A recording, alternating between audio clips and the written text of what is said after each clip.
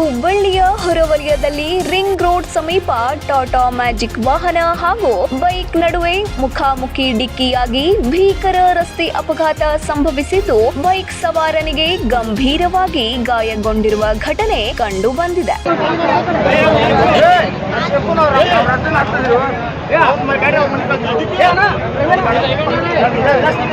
ಹೌದು, ಕುಂದಗೋಳ ಕ್ರಾಸ್ನಿಂದ ಹುಬ್ಬಳ್ಳಿಯ ಕಡೆಗೆ ಬರುತ್ತಿದ್ದ ಬೈಕ್ ಸವಾರನಿಗೆ ಎದುರಿನಿಂದ ಬಂದ ಟಾಟಾ ಮ್ಯಾಜಿಕ್ ವಾಹನ ಡಿಕ್ಕಿ ಹೊಡೆದಿದೆ ಎನ್ನಲಾಗಿದೆ. ಇನ್ನು ಡಿಕ್ಕಿಯ ಪರಿಣಾಮ ಬೈಕ್ ಸವಾರ ರಸ್ತೆಗೆ ಬಿದ್ದು ಗಂಭೀರವಾಗಿ ಗಾಯಗೊಂಡಿದ್ದಾನೆ. ಗಾಯಾಳುವನ್ನು ಸ್ಥಳೀಯರು ತಕ್ಷಣ ಆಸ್ಪತ್ರೆಗೆ ದಾಖಲಿಸಿದ್ದಾರೆ.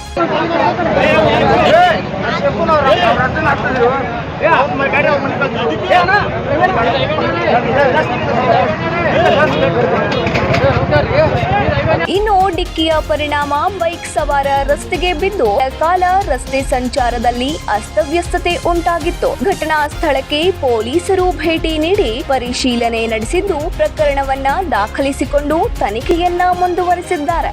9 ಲೈವ್ ನ್ಯೂಸ್ ಹುಬ್ಬಳ್ಳಿ.